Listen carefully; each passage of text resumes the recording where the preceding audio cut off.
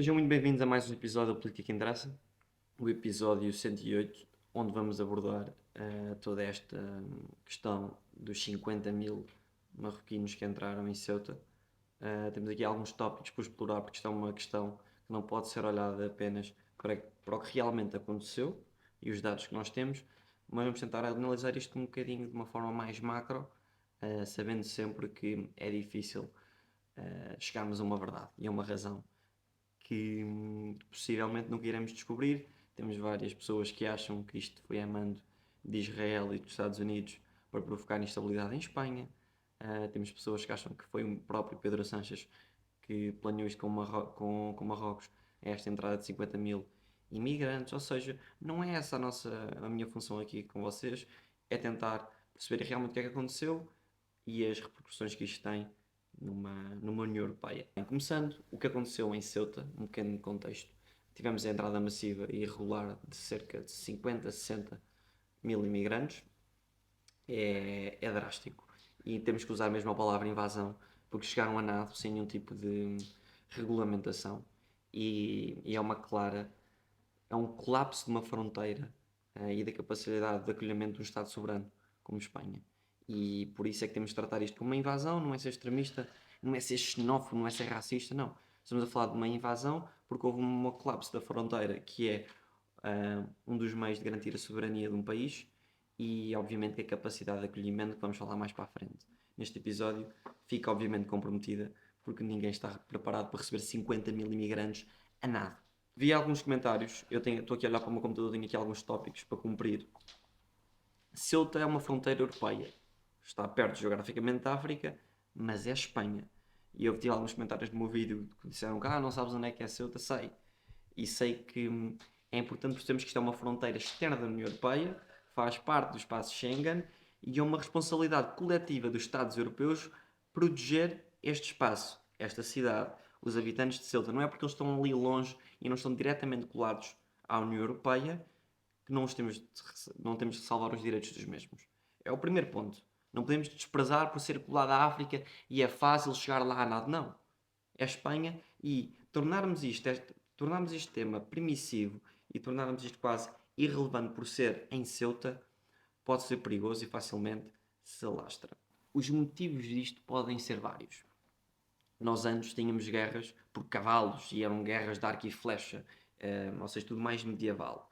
Tivemos a Revolução Industrial que trouxe guerra com o uso de armamento, de bombas e tudo o que nós sabemos. E hoje existem outros tipos de guerras. E a guerra tem como objetivo causar desconforto ao outro. O que é que nós percebemos com as guerras tradicionais que nós estamos habituados? É que afeta o mercado do consumidor.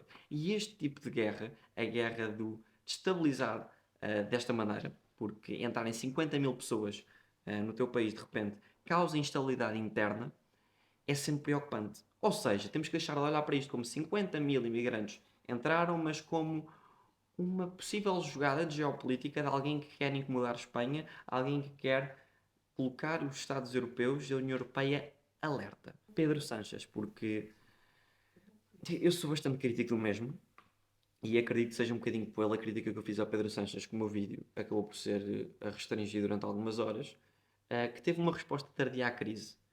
E isso diz muito mais um, da gestão de política migratória do que devia até. Porquê? Ceuta e os seus governantes pediram estado de emergência, declarar estado de emergência. Ao que Pedro Sanches não respondeu, os relatos que nós tivemos e conseguimos ver pela comunicação social é que as tropas, o exército, chegou tarde. E tudo isso é preocupante. Porque nós falamos sentadinhos, eu estou sentado nesta cadeira, como privilegiado que sou e que não estou em Ceuta, mas imaginem se estivessem em Ceuta. Se estivessem em Ceuta e entrassem 50 mil homens em idade militar. Não entraram bebés, não entraram crianças, entraram homens em idade militar. E é muito importante perceber isso. Imaginem que estavam na posição dele. Nós temos que garantir a nossa soberania e o principal ator político responsável pela mesma é Pedro Sánchez. E respondeu tarde e respondeu de forma ineficiente e já como resposta ao que alguns países da União Europeia foram dizendo. Por exemplo, a Itália.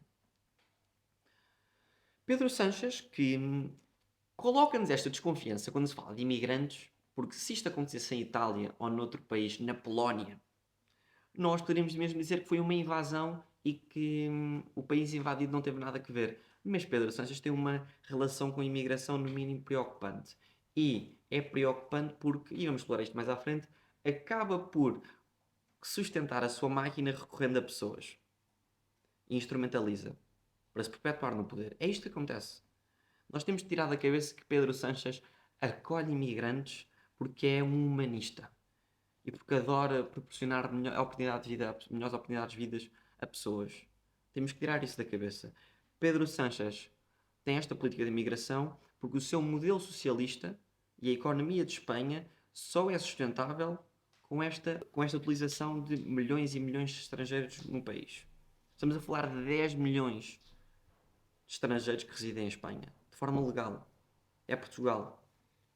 Agora, os números ilegais é que ainda devem ser mais assustadores. Sabemos também que está super fragilizado com inúmeros casos de corrupção do seu partido, o PSOE, o Partido Socialista Espanhol, e inúmeros casos ligados à família, à mulher, a parentes diretos, e tudo isto torna a sua posição muito frágil e parece-me que em breve chegará ao fim o seu ciclo. Abordar a imigração, porque é o que eu disse. Olhamos um bocadinho para o caso e para o que aconteceu, mas é preciso olharmos para a situação macro da União Europeia, que, no seu geral, obviamente, usa a imigração como solução económica. Temos a falta de trabalhadores, sustentabilidade das pensões, o crescimento do PIB através do aumento populacional. Ou seja, o que é que nós andamos aqui a fazer? Vou pegar em Portugal. Grande parte da nossa população está envelhecida, ou seja, não consegue, não faz parte do mercado de trabalho. Isto vai piorar, porque a taxa com que as pessoas morrem e a nossa taxa de natalidade vai sempre perpetuar este problema.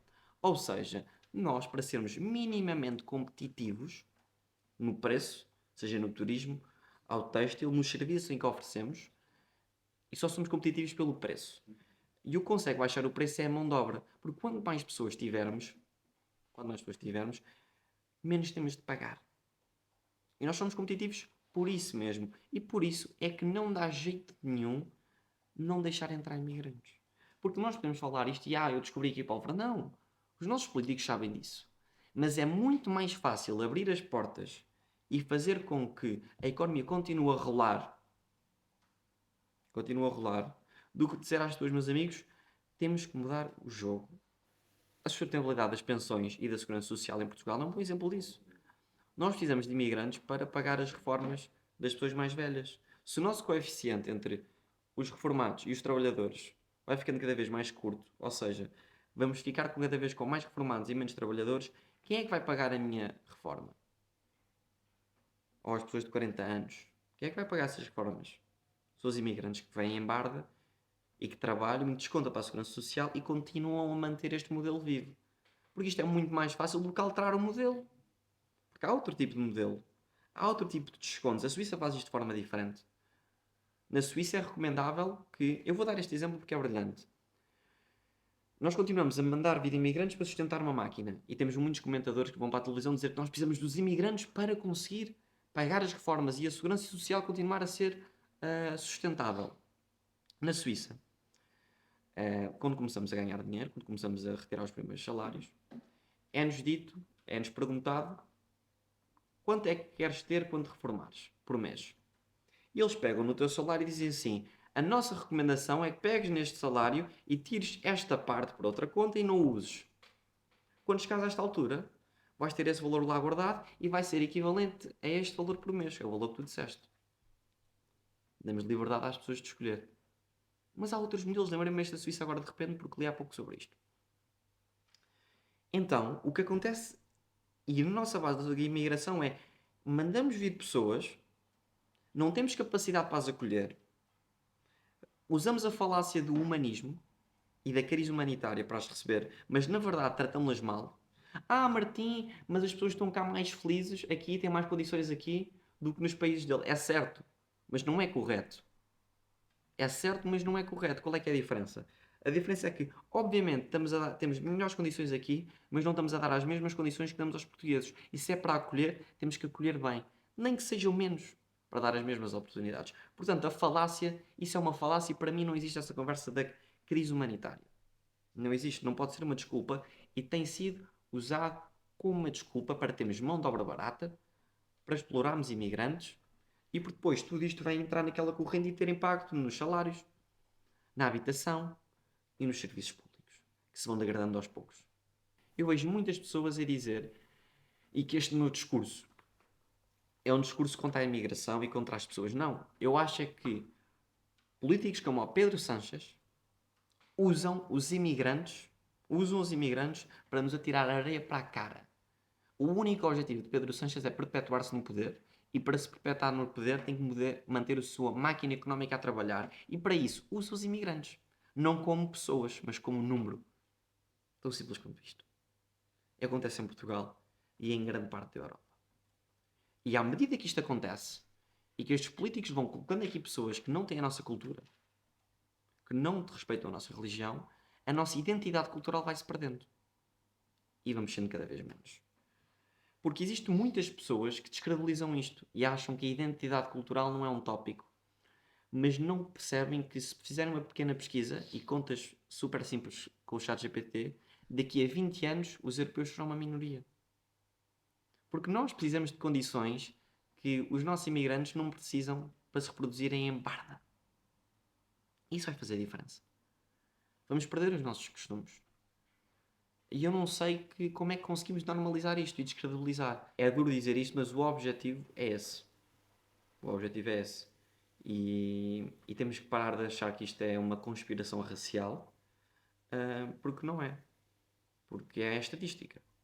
A nossa taxa de natalidade, então, em Portugal, não é suficiente para se renovar. Vamos perdendo população aos poucos. Quanto mais a virem para cá pessoas que, na sua maioria, não se conseguem adaptar a nós. Porque nós também migramos.